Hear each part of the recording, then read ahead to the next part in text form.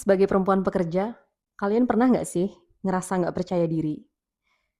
Jujur aku pernah, dan hari ini aku bakal bahas satu buku yang menurut aku relate banget dengan topik ini, percaya diri. Dan buku ini juga menurut aku ngaruh banget di aku, kayak berhasil banget nge-boost percaya diri aku, khususnya di dunia kerja. Sekarang kita mulai dulu ke pembahasan yang pertama. Bagian pertama dari buku ini membahas tentang relationship. Jujur aku bukan orang yang gampang banget menjalin relasi dengan orang. Ada kendala-kendala yang kadang terjadi, mungkin kadang aku bisa dibilang terlalu kaku atau mungkin aku terlalu saklek. Dan di buku ini, itu tuh dibahas gimana caranya kita, kalau kita mau percaya diri, yang pertama kali diperbaiki adalah relationship dulu. Relationship itu dianggap sebagai secret ingredients untuk mencapai confidence. Dengan kekuatan relationship networking yang baik, itu kita bakal dengan mudah mencapai confidence tadi. Di sini juga dituliskan gimana kita mengimprove knowledge base, terus skill set, terus juga kesempatan-kesempatan yang diperlukan dalam mengimprove karir atau menaikkan karir. Di sini relationship itu sebenarnya perannya sebagai gimana caranya kita mendapatkan informasi-informasi yang terkait dengan pekerjaan kita. Jadi kadang-kadang kita kan nggak bisa tuh serta-merta dapat informasi dari sekedar kerja transaksional gitu, nggak bisa.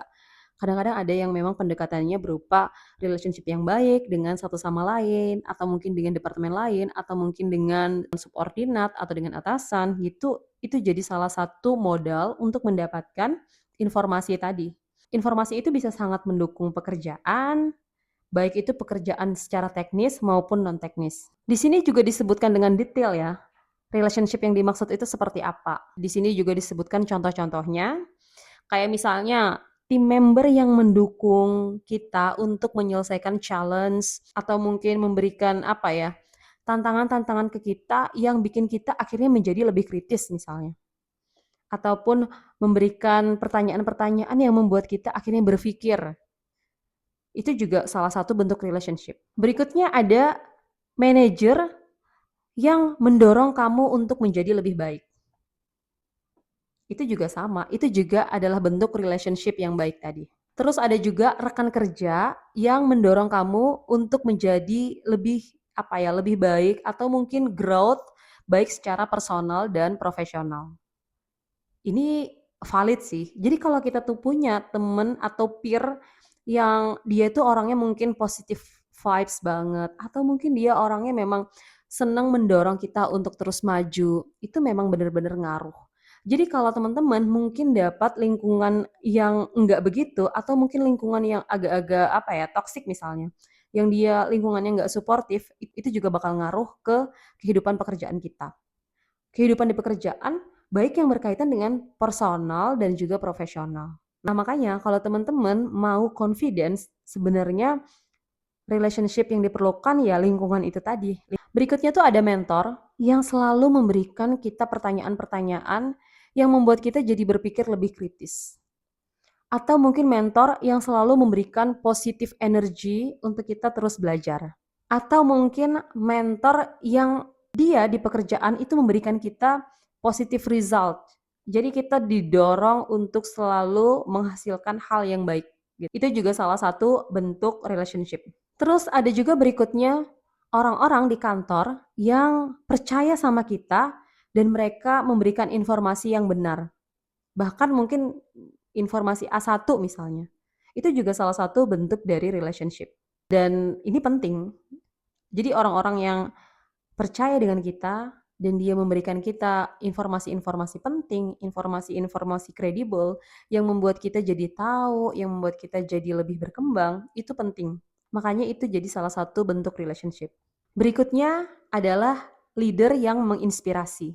Kita mungkin akan menemui banyak leader ya.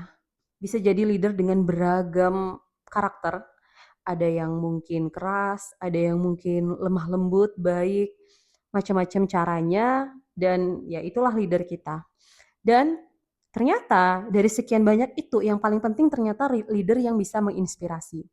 Artinya memberikan kita dorongan untuk melakukan hal yang baik. Ketika kita punya leader yang menginspirasi, memang kecenderungannya kita jadi punya spirit untuk menjadi seperti beliau, menjadikan dia role model. Sangat nggak beruntung kalau misalnya kita dapat leader yang sebaliknya. Wah, itu udah sangat nggak beruntung. Makanya kita memang harus benar-benar bisa membaca karakter leader kita, apakah dia cukup menginspirasi atau enggak. Dan kita benar-benar harus pilih-pilih kira-kira mana yang bisa kita jadikan contoh dan enggak. Yang terakhir, dan ini yang paling powerful, sebenarnya yang diperlukan dalam dunia kerja itu ternyata adalah sponsor yang bisa membukakan jalan, yang bisa memberikan opportunity buat kita. Dan di part relationship ini, sponsor ini menjadi highlight yang paling penting. Oke, di sini juga ditulis ya bahwa relationship itu sifatnya nggak statis, tapi sifatnya itu growing, terus shifting, evolving, dan changing. Jadi kadang-kadang ada yang mungkin peers kita menjadi manajer kita misalnya, atau mungkin manajer kita menjadi leader kita, atau mungkin tim member kita dapat promosi, atau mungkin berganti, atau mungkin pindah ke organisasi yang berbeda. Itu semuanya pasti akan terjadi. Jadi relationship itu nggak selalu selamanya akan begitu-begitu terus, sifatnya nggak statis. Pasti akan ada berubah-berubah. Mungkin teman-teman di sini ada yang sama, mungkin punya teman seangkatan yang sekarang jadi atasannya, atau mungkin sebaliknya, atau mungkin teman-teman sekarang punya yang dulu mungkin anak magang misalnya, sekarang jadi atasannya, itu banyak banyak dan mungkin terjadi. Dan di dunia korporasi itu hal yang wajar. Nah, di buku ini, di bagian relationship aja, itu bakalan panjang banget. Dan di sini juga dituliskan ya, gimana kita menjadikan power, sekedar power itu menjadi power relationship. Jadi di relationship ini juga dibahas tentang mentor, sponsor, advokat, dan juga champions. Itu hal yang berbeda. Mungkin selama ini kita sebagai karyawan ya, kita taunya tuh kayak, oh dia jadi mentor aku deh gitu. Ternyata mentor itu juga ada beberapa jenis. Ada juga orang yang memang kita jadikan bukan sebagai mentor, tapi sebagai sponsor misalnya. Orang yang mengendorse kita misalnya. Atau mungkin orang yang mengadvokasi kita. Atau mungkin orang yang kita jadikan champions di bidang itu misalnya. Jadi itu adalah hal yang sangat berbeda. Nah, di sini juga dituliskan gimana relationship itu memperkuat brand kita sebagai karyawan. Kalau kita ngomongin brand, kita harus berpikir, apa sih yang dipikirkan orang lain tentang kita? Jadi kayak penilaian orang terhadap kita itu seperti apa? Misalnya, apakah kita dipandang sebagai orang yang baik, atau kita dipandang sebagai orang yang helpful misalnya, atau orang yang mungkin apatis, atau orang yang malas misalnya. Jadi ketika kita ngomongin brand, bukan kita menilai diri kita sendiri, tapi kita menilai bagaimana orang lain melihat ke arah kita. Nah, ini ada beberapa pertanyaan-pertanyaan yang mungkin bisa dijadikan panduan gimana kira-kira orang lain melihat kita. Yang pertama adalah apa sih yang akan kita tinggalkan dan itu diingat oleh orang-orang? Apakah kita diingat sebagai orang yang baik atau mungkin sebaliknya? Terus yang berikutnya, apakah kesan dari orang-orang setelah kamu pergi? Jadi ya kesannya ada mungkin yang punya kesan baik, kan kita nggak selamanya tuh disukai orang. Apakah mungkin kita meninggalkan kesan yang buruk, atau mungkin kita meninggalkan kesan yang sangat kacau banget, misalnya kita menyakiti hati orang misalnya. Itu juga bisa jadi referensi pertanyaan. Terus ada juga pertanyaan berikutnya, bagaimana cara kamu memperlakukan orang? Itu juga bisa jadi bahan refleksi diri. Kira-kira kita selama ini sudah memperlakukan orang dengan baik belum? Dan masih banyak lagi pertanyaan-pertanyaan yang bisa kita coba pertanyakan kepada diri sendiri sebagai bahan refleksi. Apakah selama ini kita sudah cukup baik dalam pekerjaan atau mungkin dalam memperlakukan orang lain? Kalau kita ngomongin relationship, ternyata di sini ada banyak poin-poin yang dibahas dan mungkin aku nggak mungkin bahas satu persatu karena cukup panjang.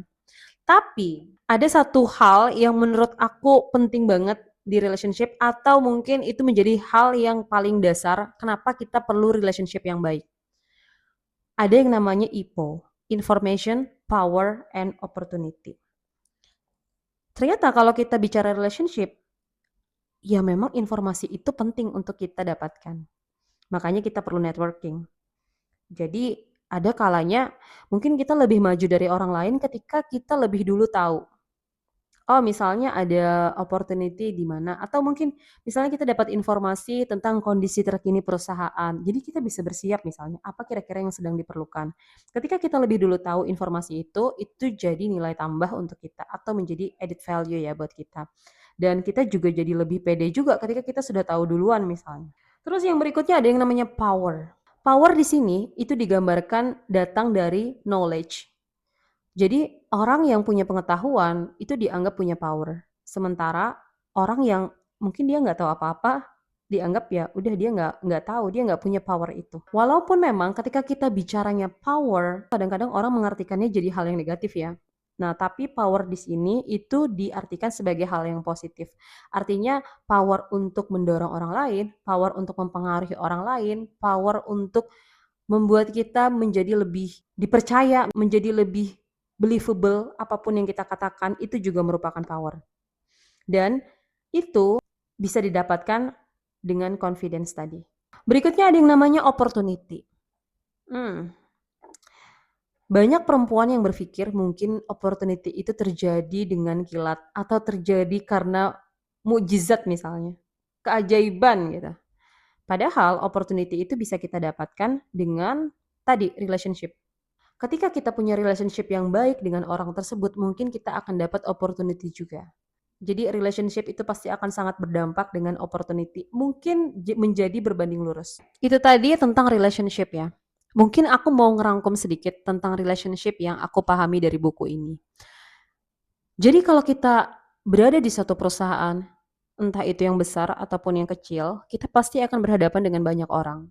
Dan di situ kita nggak tahu kalau mungkin setiap orang mungkin punya penilaian berbeda dengan kita tergantung bagaimana kita memperlakukan mereka. Atau tergantung bagaimana kita melayani mereka dalam pekerjaan. Nah, kalau di tempatku sendiri sebenarnya kita punya yang namanya survei 360. Jadi 360 derajat kita dinilai dari kanan, kiri, depan, belakang. Jadi orang lain itu punya hak untuk memberikan feedback kepada kita, untuk memberikan penilaian kepada kita dan apa yang perlu diimprove. Nah, sangat disayangkan kalau misalnya di perusahaan nggak punya itu, atau mungkin nggak punya akses untuk memberikan penilaian itu. Jadinya kan kita nggak tahu nih kekurangan kita itu ada di mana. Atau mungkin kita nggak tahu bagaimana branding kita di mata orang lain. Atau mungkin kita jadi nggak tahu apa yang harus diperbaiki dari cara kita melayani orang lain. Nah makanya ketika kita nggak tahu ukurannya apakah selama ini kita sudah baik dalam melayani orang lain, maka di sini yang perlu kita persiapkan atau yang perlu kita lakukan adalah gimana caranya kita tetap melakukan semaksimal mungkin hal-hal baik untuk menjaga relationship itu. Karena tadi ini bisa dibilang relationship ini tadi adalah bumbu rahasia dari sebuah confidence. Jadi kalau teman-teman nggak punya relationship yang baik, boro-boro mau percaya diri, bisa ngomong dan didengar aja itu udah syukur. Jadi akan susah banget kalau mungkin kita punya hubungan yang buruk ya dengan orang-orang sekitar. Oke, mungkin cukup pembahasan malam ini tentang confidence dan kita baru sampai di part pertama yaitu relationship. Saya mungkin akan lanjut ke episode berikutnya untuk pembahasan tentang reputation, result, and resilient. Oke teman-teman, sampai jumpa di episode selanjutnya. Bye-bye.